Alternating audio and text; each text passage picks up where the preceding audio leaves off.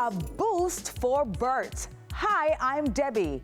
He's represented DJs such as Popcorn and Sean Storm, but also alleged crime don Tesha Miller. Bert Samuels not in court for Miller's successful murder conviction appeal, but the attorney claiming credit for much of the groundwork. The killing of JUTC manager Douglas Chambers 18 years ago, setting in motion a chain of events that culminated most recently in alleged gang leader Tesha Miller winning his appeal. And now facing a retrial for murder, though it's being contested.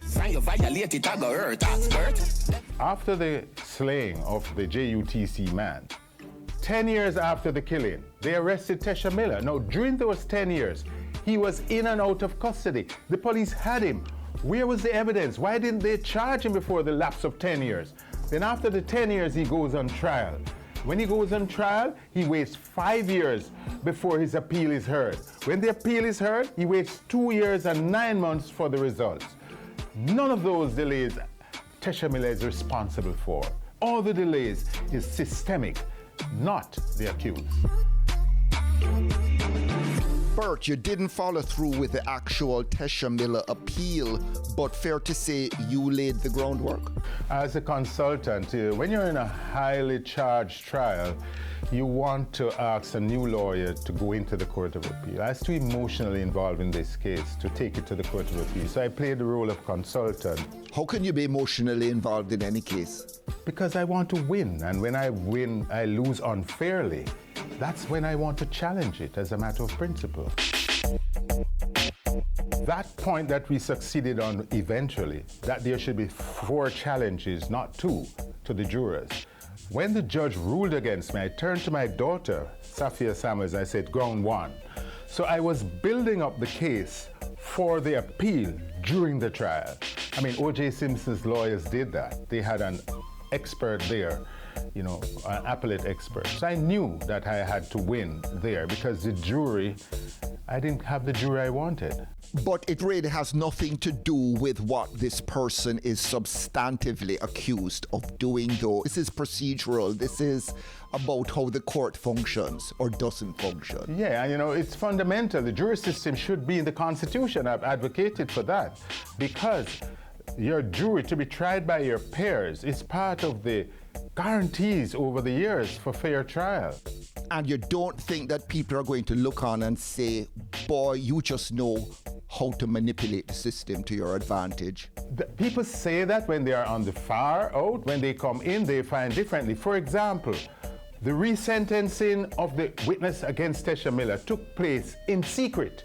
The judge ordered the courtroom door closed. I tried to go in. I couldn't get in to see what was happening. The Court of Appeal observed during the hearing that Tesha Miller and myself ought to have been at that resentencing. The following day, the judge told me that she was holding an open court hearing when I was locked out on the instruction of the same judge. Tesha Miller found guilty of murder in 2019, despite what Bert Samuels thought was at least one glaring problem with the prosecution's case. The sole witness is a man who was doing 20 years and confessed to me during the trial that he's a murderer. And he came. He got 10 years off his sentence as a reward to testify against Tesha Miller. They took off 10 years so that he would... It's a legal bribe? And remember, Miller said, I know him not. I know him not. 17 grounds for overturning conviction laid before the Court of Appeal, but only a handful addressed.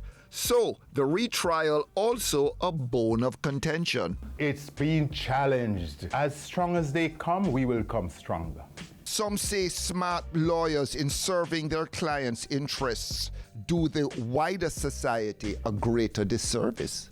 Yeah, they tell me that, but until your brother, cousin, sister, or aunt is in trouble, then you come in my office and your attitude changes. We are here not just for the person.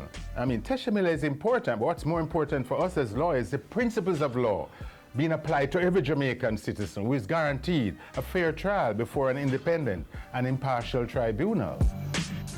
If Bert Samuels were the prosecutor in the matter, or who knows, the judge, would Tesha Miller have had more to worry about from the outset? Bert Samuels can't conceive of ever being a prosecutor. I'm here for the liberty of the subject. You don't see an indictment. You don't see the Jamaican justice system under pressure at all right now. The Jamaican justice system needs, respectfully, and I say this respectfully, to train the judges to follow the law and to listen to counsel, senior counsel's objections, and treat them better than sometimes it does. That's the same thing in the cartel. The judge went down a road he ought not to have. This one, the trial judge went down a road she ought not to have, notwithstanding the road signs that I tried to plant to help her. When I read up about the Tesha Miller appeal, I'm seeing John Clark, I'm seeing Isaac Buchanan. I'm not necessarily seeing Bert Samuels. No, you wouldn't see that. Let me tell you, once we were convicted, I spoke to Tesha Miller and he asked me to assemble a team. I said, John Clark. John Clark brought Isaac in. But the reality is, in court, there were 17 grounds. John Clark argued all 17, and Isaac argued a part of one of the 17 grounds. But I was the consultant. So you're saying Isaac played a minimal role? He's junior to all of us. He played a hushed role. Tesha Miller's lawyers taking the Court of Appeal's retrial decision to the Privy Council. Miller is also on trial over his alleged role as the boss of a crime organization.